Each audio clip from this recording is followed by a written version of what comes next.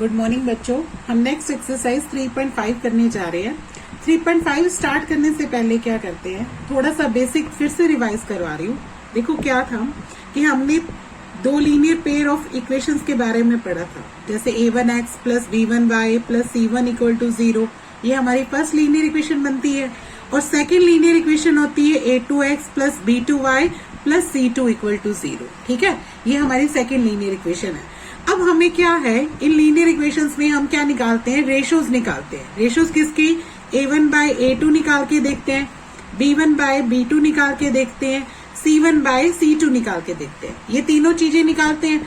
फिर in ratio से हमें ये पता लगता है कि हमारे कितने सॉल्यूशंस आते हैं या कैसे हमारा ग्राफ बनेगा। इन बारे में पढ़ा था ना। सबसे पहली कंडीशन मैंने क्या रिवाइज कराई थी आपको कि a1 बाय a2 अगर नॉट इक्वल होता है किसके, b1 बाय b2 के। ठीक है, जब a1 bye a2 not equal होता है b1 बाय b2 के, तो हमारा ग्राफ कैसे बनता है, इंटरसेक्टिंग। ठीक है, यानी इंटरसेक्ट करता है किसी एक पॉइंट पे, इंटरसेक्ट एट वन पॉइंट। ये पढ़ा था हमने। और इसके बाद हमने इसके सॉल्यूशंस की बात की थी। तो इसके सॉल्यूशंस कैसे आते हैं, एक सोल्यूशन आता है, यानी exact one solution. Exact one solution, exact one solution बोल दो, या क्या बोल सकते हो आप इसको, यूनिक सोल्यूशन। क्या बोल सकते हैं, यूनिक सोल्यूशन। ये चीज याद कराई थी आपको। ठीक है, और तीसरी चीज क्या बताई थी, इसके बाद कंसिस्टेंसी बताई थी। तो ये क्या होती थी, कंसिस्टेंट होती थी। ये क्यों रिवाइज करा रही हूँ, क्योंकि इस एक्सरसाइज में भी ये चीजें पूछी जाएगी और इससे रिलेटेड हमारे क्वेश्चंस आते हैं। तो मैंने एक बार ये दोबारा से रिवाइज कराई है कि पहले कंडीशंस निकाल के याद करो कि कैसी कंडीशन में कैसे सॉल्यूशंस आते हैं। अगर हमारे दोनों a1 bye a2 not equal आता है b1 बाय b2 के, तो हमारा इंटरसेक्ट करता है ग्राफ एक पॉइंट पे और एग्जैक्ट वन सॉल्यूशन आता है। ठीक है, और कंसिस्टेंसी होती है।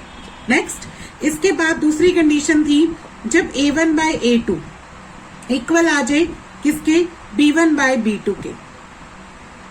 b1 बाय b2 के इक्वल आ जाए, तो हमें तीसरा भी चेक करना पड़ता है, क्या c1 बाय c2 इक्वल है। ठीक है, अगर मान लो वो इक्वल है, c1 बाय c2 क्या आ रहा है, इक्वल है, तो एक लाइन के ऊपर ही दूसरी लाइन आ जाती है, यानी को इंसिडेंट लाइन्स बनती है। कैसी बनती है, को इंसिडेंट लाइन्स बनती है। ठीक है, अब को इंसिडेंट लाइन्स होती है तो हमारे बहुत सारे सॉल्यूशंस निकलते हैं। तो यहाँ पे क्या आएगा, infinite many solution, infinite many solutions. Okay, तीसरी चीज कंसिस्टेंसी होती है। हाँ, यहाँ पे भी ये क्या बनेंगी, कंसिस्टेंट बनेंगी। क्या बनेंगी, कंसिस्टेंट। ये कंसिस्टेंट पेयर ऑफ लाइन्स बनेगी। ओके, थर्ड कंडीशन याद करो, जब a1 बाय a2 इक्वल हो b1 बाय b2 के, बट नॉट इक्वल हो c1 बाय c2 के, तीसरा बराबर ना हो, तो उस कंडीशन में क्या होता है, पैरेलल लाइंस आती हैं। दोनों लाइंस क्या बन जाती है, पैरेलल। कैसे बनती है, पैरेलल लाइंस बनती है। और पैरेलल लाइन का कोई भी सोल्यूशन नहीं होता है बच्चे, क्या होगा, नो सोल्यूशन। ऐसी कंडीशन में आप क्या बोलेंगे, नो सोल्यूशन। कोई भी हमारा सोल्यूशन नहीं है उस प्रॉब्लम का, और सोल्यूशन नहीं है तो वो इसलिए इनकंसिस्टेंट बनेंगी। क्या बनेंगी, इनकंसिस्टेंट। ठीक है, ये चीजें याद करनी है क्योंकि इस एक्सरसाइज में इससे रिलेटेड हमारे क्वेश्चंस बनते हैं। अब आपने दो मेथड सीख चुके हो, कौन कौन से सीख चुके हो। पहला मेथड मैंने तुम्हें सिखाया सब्स्टिट्यूशन मेथड, इक्वेशंस को सॉल्व करने का। पहला मेथड कौन सा सिखाया मैंने, सब्स्टिट्यूशन मेथड, इक्वेशंस को सॉल्व करने का। सेकेंड मेथड मैंने तुम्हें सिखाया एलिमिनेशन मेथड, एलिमिनेशन मेथड, जो 3.4 में यूज हुआ। अब थर्ड जो मेथड सिखाने जा रही हूं वो कौन सा मेथड है, क्रॉस मल्टीप्लीकेशन मेथड। कौन सा मेथड है, क्रॉस मल्टीप्लीकेशन मेथड। ठीक है, अब क्रॉस मल्टीप्लीकेशन मेथड में क्या होगा कि आपने फिर से वही, हमारे पास दो इक्वेशंस होगी, a1x plus b1y plus c1 equal to 0।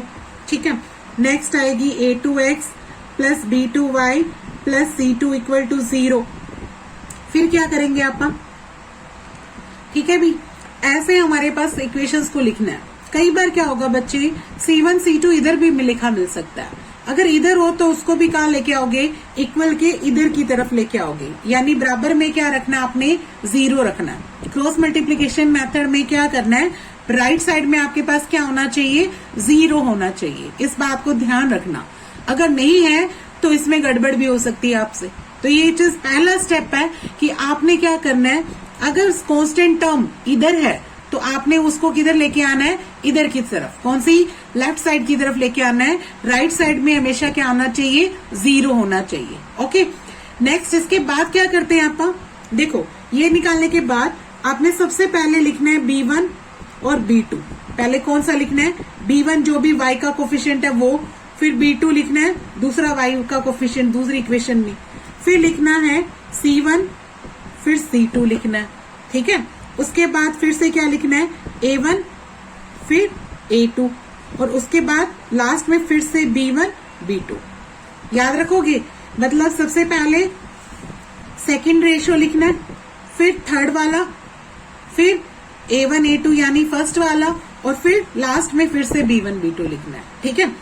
अब इसके बाद क्या, अपॉन में नहीं है, ये डिवाइड में नहीं है, सिर्फ ऐसे लिखना है इसको, एज इज दैट। अब इसके बाद क्या लिखो, x लिख लो, जो मतलब पहला कांस्टेंट अपना कोफिशिएंट है, जो अपने को टर्म वेरिएबल है जो निकालना है। दूसरा वेरिएबल क्या है, y, ये लिख लो, और तीसरा वेरिएबल 1 लिखना आपने। तीसरी चीज क्या लिखनी है यहाँ पे, 1। पहले x लिखना है, फिर क्या लिखना है, y, और तीसरी चीज क्या लिखनी है, 1।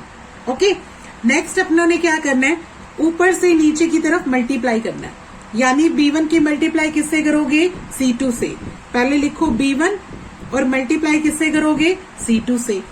फिर नेक्स्ट B2 की मल्टीप्लाई, नीचे वाले की कहाँ जाना है, ऊपर की तरफ, यानी B2 की मल्टीप्लाई किससे करनी है, C1 से। B2 इंटू C1, और बीच में किसका सिंबल लगेगा, हमेशा माइनस का। किसका सिंबल लगेगा बीच में, माइनस का। ओके, फिर यहाँ पहुंच के आप C1 के पास, फिर से ऊपर से नीचे की तरफ आओ, यानी C1 की गुना किससे करोगे, A2 से, ठीक है। बीच में किसका सिंबल लगेगा, माइनस का, और फिर से C2 की गुना किससे कर दोगे, A1 से, ठीक है। C2 इंटू क्या हो जाएगा, A1।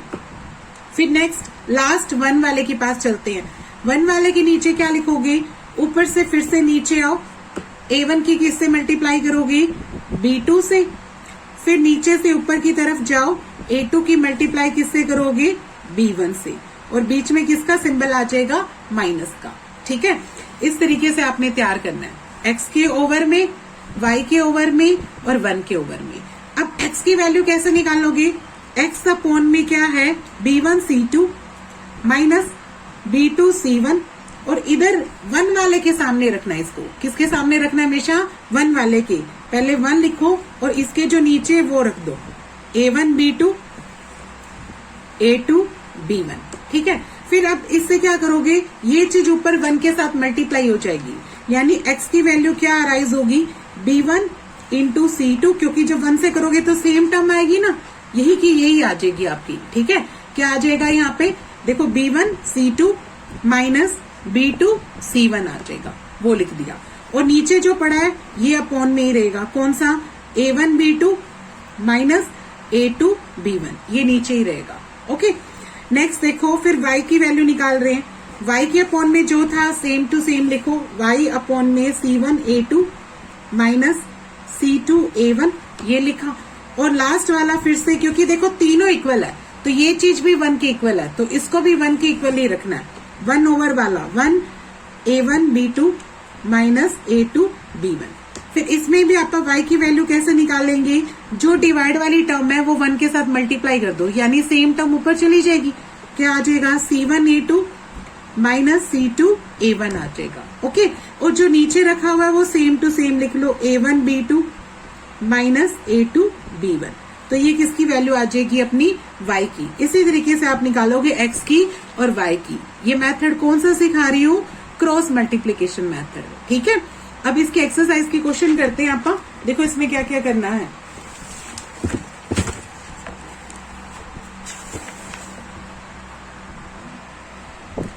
अच्छा देखो, नेक्स्ट देखो क्वेश्चन क्या कहता है एक्सरसाइज में, which of the following pair of linear equation has unique solution. देखो यहाँ पे कहता, ये जो नीचे पेयर ऑफ लीनियर इक्वेशंस दे रखी है अपने को, दे रखी है ना 4, इनमें किनका यूनिक सोल्यूशन है, किनका यूनिक सोल्यूशन है, या फिर इनफाइनाइट मैनी सोल्यूशन है, या फिर नो सोल्यूशन है ना।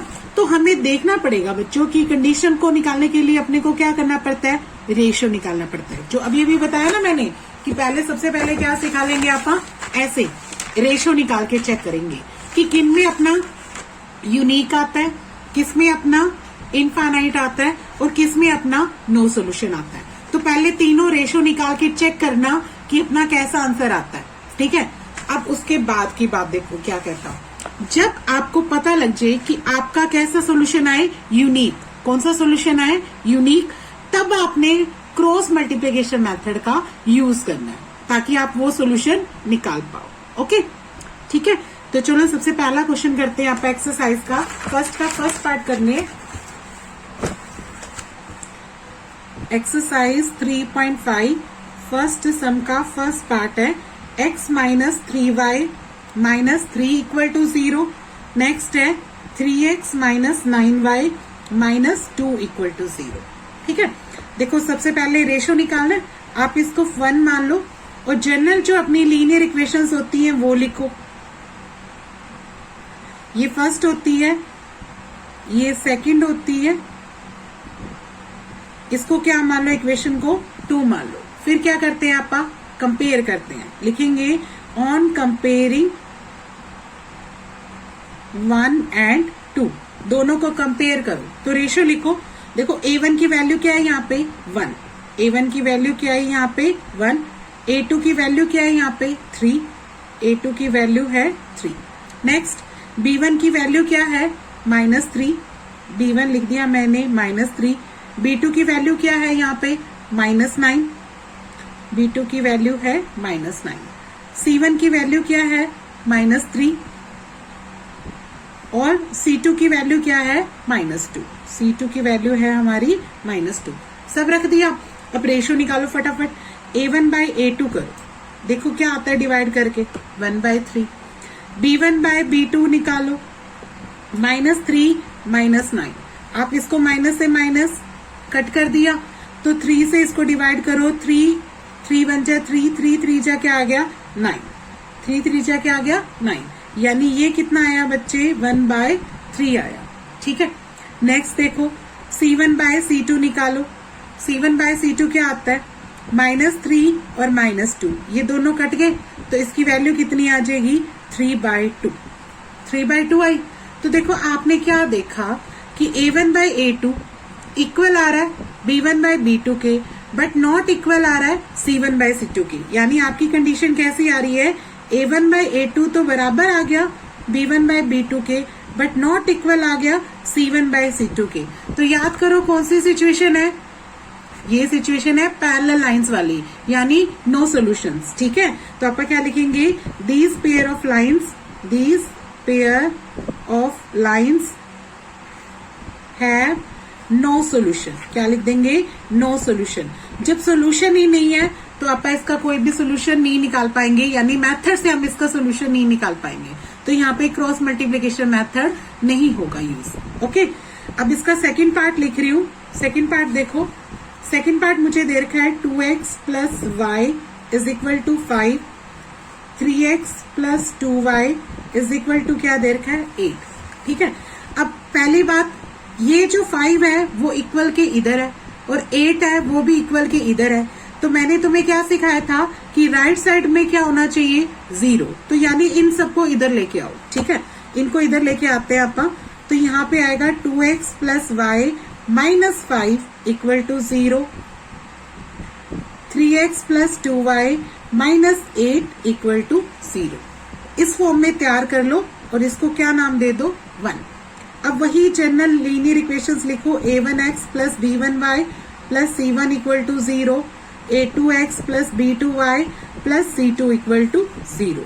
इसको क्या मान लो, सेकंड पार्ट मान लो। अब क्या करो, कंपेयर करो, ऑन कंपेयरिंग 1 and 2, 1 and 2, 1 और 2 से कंपेयर करके देखो क्या आता है।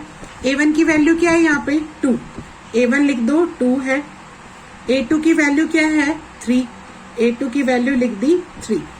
B1 की वैल्यू क्या है 1 और B2 की वैल्यू क्या है 2, B2 की वैल्यू है 2। फिर C1 की वैल्यू देखो क्या है -5 और C2 की वैल्यू क्या है -8। लिख लिया। अब क्या करोगे, रेशो निकालोगे। करो रेशो, A1 बाय A2 निकालो, 2 बाय क्या आया 3, दोनों को डिवाइड किया। B1 बाय B2 निकालो, क्या आ गया 1 बाय 2। C1 बाय C2 निकालो, क्या आया -5 और -8, माइनस से माइनस कट, तो ये कितना आ जाएगा अपना 5 बाय 8 आ गया। तो देखो क्या दिखाई दे रहा है आपको, ये दोनों तो बराबर नहीं है। अगर ये दोनों बराबर नहीं है तो तीसरा तो हमें देखने की जरूरत ही नहीं होती, है ना। इससे ये पता लग रहा है कि A1 बाय A2 है वो नॉट इक्वल आ रहा है किसके, B1 बाय B2 के। तो कौन सी कंडीशन है, फर्स्ट वाली ना, फर्स्ट वाली यानी यूनिक सोल्यूशन। ये क्या लिखेंगे, unique solution, unique solution. These pair of lines have unique solution, these pair of lines have unique solution. अगर यूनिक सोल्यूशन है तो हमें इस क्वेश्चन में क्या बोला उसने कि अगर आपका यूनिक सोल्यूशन आता है, इस केस में अपने को क्रॉस मल्टीप्लिकेशन मेथड का यूज करना है, ठीक है। तो अब आप क्रॉस मल्टीप्लिकेशन मेथड का यूज करें।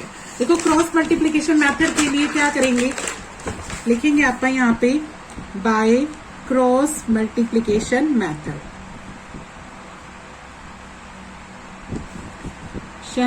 मेथड। सबसे पहले मैंने क्या लिखने को कहा था, B1 बाय B2 ना, ठीक है।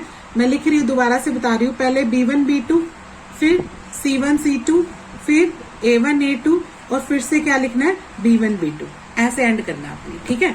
तो आपका देखो इसमें B1 B2 क्या था, B1 बन रहा है मेरा 1, B2 है 2, C1 है -5, C2 है -8, A1 है 2 और A2 है 3 और B1 है 1 और B2 है 2। कई बच्चे ना इसके नीचे डिवाइड का साइन लगाते हैं, डिवाइड नहीं है बेटे, ये सिंगल सिंगल ही लिखना है, दूर दूर लिखना है गैप देके। सबसे पहले B1 B2 की वैल्यू, फिर C1 C2 की वैल्यू, A1 A2 की वैल्यू और फिर से B1 B2 की वैल्यू, ठीक है। और याद रखना C1 C2 आपने बराबर के इधर लाके वही वाले लिखने हैं, -5 और -8 वाला, ठीक है। फिर उसके बाद मैंने आपको बोला था x ओवर, फिर y ओवर और फिर क्या लिखना है 1 ओवर, ठीक है। यहाँ पे 1 लिखना है, पॉजिटिव 1। फिर मैंने क्या सिखाया था आपको, ऊपर से नीचे की तरफ आओ, यानी 1 को 8 से मल्टीप्लाई करो, तो 1 इंटू 8 आएगा माइनस का, इसको ब्रैकेट लगा लो, बीच में किसका निशान लगेगा, माइनस का। फिर इसको इसके साथ मल्टीप्लाई करो, यानी 2 की मल्टीप्लाई किससे आएगी, -5 से। 2 की मल्टीप्लाई किससे आएगी, -5 से। अब नेक्स्ट y के नीचे कौन आएगा, ऊपर से फिर से नीचे की तरफ आओ, -5 की मल्टीप्लाई 3 से और बीच में किसका सिंबल लगेगा, माइनस का, और नीचे वाले टर्म की ऊपर मल्टीप्लाई करो, यानी -8 की मल्टीप्लाई किससे हो जाएगी, 2 से। और ब्रैकेट लगा लेना, अगर ब्रैकेट नहीं लगाओगे तो आप कंफ्यूज हो जाओगे, क्योंकि बीच में माइनस है, इधर भी मल्टीप्लाई में माइनस होगा तो आप गड़बड़ कर दोगे, इसलिए जो भी मल्टीप्लाई करो वो ब्रैकेट में ही रखना, ठीक है। अब तीसरा इक्वल में 1 है, 1 के नीचे क्या आएगा, फिर से ऊपर से नीचे की तरफ आओ, 2 इंटू 2 करोगे, फिर बीच में किसका निशान आएगा, माइनस का, और नीचे से ऊपर की तरफ जाओ, यानी 3 इंटू क्या कर दोगे 1, ठीक है। अब देखते हैं क्या आता है अपने पास, देखो 8 इंटू 1 होता है -8, ठीक है। -5 इंटू 2 -10 आएगा, ठीक है। बाहर माइनस है और अंदर भी क्या आ गया, -10 आ गया। अब आप इसको प्लस बना लेंगे, ओके। नेक्स्ट देखो y के नीचे क्या आया, 5 इंटू 3 आ गया -15, बीच में माइनस का साइन है। अब 8 इंटू 2 भी क्या आ गया, माइनस का 16, तो ये माइनस का लिख दो। अब 1 के नीचे देखो क्या आएगा, 2 2 जा 4 और 3 1 जा 3, 4 -3 आ गया, ठीक है। x के ओवर में देखो -8 और 10 10 माइनस माइनस क्या हो जाएगा, प्लस का बन जाएगा। y के ओवर में देखो -15 और माइनस माइनस क्या बन जाएगा, प्लस का बन जाएगा 16। अब 1 के ओवर में देखो 4 - 3 क्या हो जाएगा, 1, ठीक है। x ओवर देखो 10 में से 8 माइनस करो, कितना आ जाएगा? 10 में से 8 गई, कितने रह जाएगा? 2। ओके, अब y के ओवर में देखो, 16 में से 15 माइनस करोगे तो क्या रह जाएगा? 1, और ये क्या आ जाएगा? 1/1। अब नेक्स्ट देखो, x/2, इस वाले को किसके बराबर रखना है? लास्ट वाले के सामने, यानी 1/1 के सामने। तो यहां से आप क्रॉस करोगे तो x की वैल्यू क्या आ जाएगी? 2 आ जाएगी। और y वाले को, y/1 वाले को भी 1/1 इसी के सामने रखोगे, लास्ट वाले के सामने, इन दोनों को बराबर रखोगे, तब यहां से भी क्रॉस करोगे तो y की वैल्यू क्या आ जाएगी? 1। तो अपना आंसर क्या आया? x की वैल्यू तो आई 2 और y की वैल्यू क्या आ गई? 1। ठीक है, तो ये आपने कौन सा मेथड सीखा? Cross multiplication method. ओके, अब नेक्स्ट क्वेश्चन देखते हैं। नेक्स्ट स्टेटमेंट देखो, ये लिखेंगे आप। थर्ड पार्ट इसका क्या कहता है देखो, 3x minus 5y is equal to 20 है, 6x minus 10y is equal to 40 है। ठीक है, अब यही 20 और 40 इधर लेके आओ तो ये बन जाएगा 3x minus 5y minus 20 equal to 0, और ये 40 इधर लेके आओगे तो ये बन जाएगा माइनस 40 इक्वल 0। आपने इसको क्या मानना है? 1।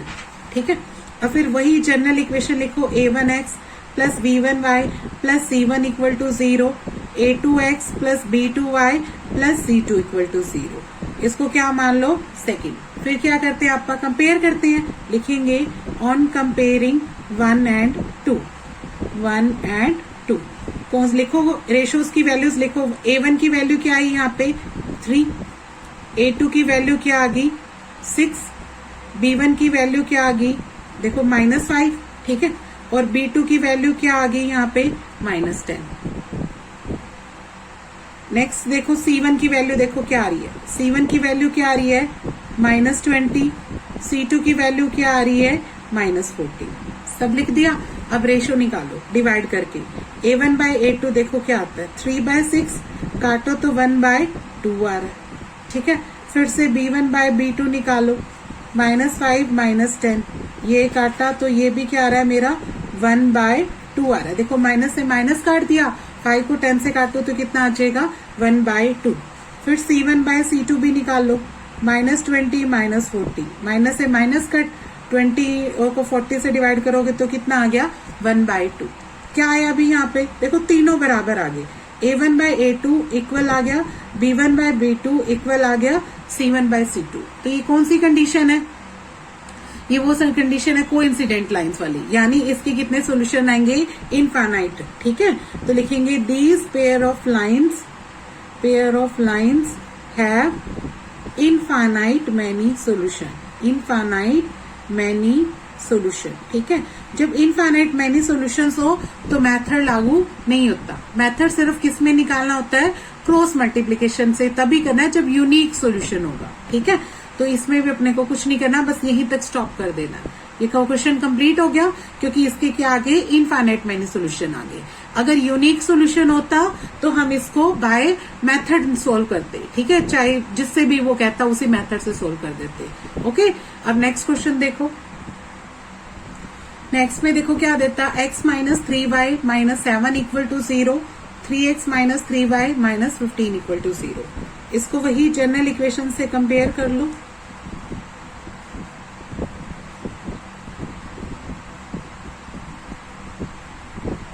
ठीक है, ये हमारी सेकंड इक्वेशन लिख दी। अब क्या लिखेंगे? On comparing 1 and 2, on comparing 1 and 2। a1 की वैल्यू कितनी आई? देखो यहां से देखो 1, a2 की वैल्यू कितनी आई? 3, b1 की वैल्यू देखो कितनी है? -3, b2 की वैल्यू कितनी है? ये भी -3 है। c1 की वैल्यू देखो कितनी है? -7, c2 की वैल्यू कितनी है? -15। लिख दी। अब रेशियो निकालो, a1 अपॉन में a2 1/3 आया, b1 अपॉन में b2 -3 काटोगे तो कितना आ जाएगा? 1। सेम से सेम कट गया ना। फिर c1/c2 निकालो, -7 -15, ये भी माइनस से माइनस कट गया, ये कितना आ जाएगा? 7/50। ओके, अब नेक्स्ट देखो, आप देखो यहाँ से a1/a2 बराबर नहीं आया ना, क्योंकि ये 1/3 है और ये क्या है 1, ये बराबर नहीं है। आपने देखा कि A1 by A2 है वो नॉट इक्वल आ रहा है किसके, B1 by B2 के। तो क्या आएगा अपना यूनिक सोल्यूशन, पहली कंडीशन आ जाएगी। तो यहाँ पे क्या बनेगा यूनिक सोल्यूशन। अगर यूनिक सोल्यूशन है तो हमें क्या यूज करना था, क्रॉस मल्टीप्लीकेशन। ठीक है, तो बाय क्रॉस मल्टीप्लीकेशन मेथड क्या सिखाया था मैंने, सबसे पहले क्या लिखोगे B1 B2। देखो B1 B2 क्या है -3 लिख दो यहाँ पे -3 अपोन नहीं लगाना है, याद रखना सिर्फ गैप दे के लिखना है आपने। यहाँ B1 की वैल्यू, यहाँ B2 की। ठीक है, फिर क्या लिखना है C1 की वैल्यू, C1 लिखा और यहाँ क्या लिख दिया C2 लिख दिया। फिर क्या लिखना है A1 और फिर A2, फिर लिखना है B1 और B2, यानी सेकंड फिर थर्ड फिर फर्स्ट फिर से सेकंड लिखना है। ठीक है, अब नेक्स्ट देखो आपा क्या करते हैं, x ओवर लिखेंगे, y ओवर लिखेंगे और 1 ओवर लिखेंगे। ठीक है, x ओवर लिखेंगे, ऊपर से क्या आएंगे नीचे की तरफ, यानी -3 को किससे गुना करेंगे -15 से, सीधा मल्टीप्लाई लिख दो। देखो 3 इंटू 15 कितना होता है 45, तो यहाँ क्या आएगा 45 और माइनस माइनस की गुना क्या आ जाएगी प्लस की आ जाएगी। ठीक है, तो -3 इंटू -15 कितना हो जाएगा प्लस का 45। बीच में मैंने किसका सिंबल बताया था माइनस का। अब नीचे से ऊपर की तरफ मल्टीप्लाई करके चलो, -3 इंटू -7, माइनस माइनस प्लस 3 7 चा कितना हो जाएगा 21, 3 7 चा कितना हो जाएगा 21। ठीक है, अब y के पास चलते, ऊपर से नीचे की तरफ चलो, 7 इंटू 3 कितना आ जाएगा माइनस का 21, 7 इंटू 3 कितना आ जाएगा माइनस का 21। बीच में किसका सिंबल आएगा माइनस का, और नीचे से ऊपर की तरफ चलो, 15 इंटू 1 माइनस का 15 आएगा, पर आपा क्या लगा लेंगे ब्रैकेट। ब्रैकेट क्यों लगाई, क्योंकि साइन चेंज होना इस वजह से, यहाँ तो नीड नहीं थी ना, ये तो आया ही पॉजिटिव है इसलिए जरूरत नहीं है ब्रैकेट लगाने की। अब फिर से ऊपर से नीचे की तरफ आओ, -3 इंटू 1 क्या आ जाएगा -3, फिर बीच में किसका निशान लगाएंगे माइनस का, और नीचे से ऊपर की तरफ जाओ, 3 इंटू 3 कितना होता है 9, वो भी माइनस का, तो इसलिए ब्रैकेट लगा के क्या लिख देना -9। ठीक है, अब देखो x ओवर में क्या आ गया, 45 में से 21 सब्ट्रैक्ट करती हूँ तो ये मेरा कितना देता है 24 देता है।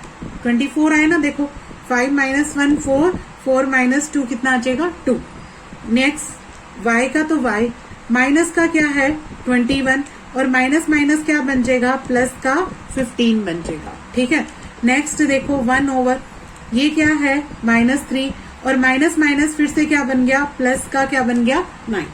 अब देखो x ओवर में क्या आ गया 24, y ओवर क्या आ गया 21 में से 15 घटाऊं तो कितना मिलता है मुझे माइनस का 6 मिलता है, तो मैंने यहाँ क्या लिख दिया माइनस का 6, और 1 के में 9 में से 3 गए, ये भी क्या आ गया 6 आ गया। ठीक है, अब नेक्स्ट देखो x बाय 24 है, हम इसको किसके सामने रखेंगे 1/6 के, तो यहाँ से क्रॉस करते हैं तो ये ऊपर चला जाता है। ठीक है, तो x की वैल्यू कितनी आ जाएगी 24/6, काटेंगे तो कितना आ जाएगा 4, यानी x की वैल्यू कितनी आ गई मेरी 4।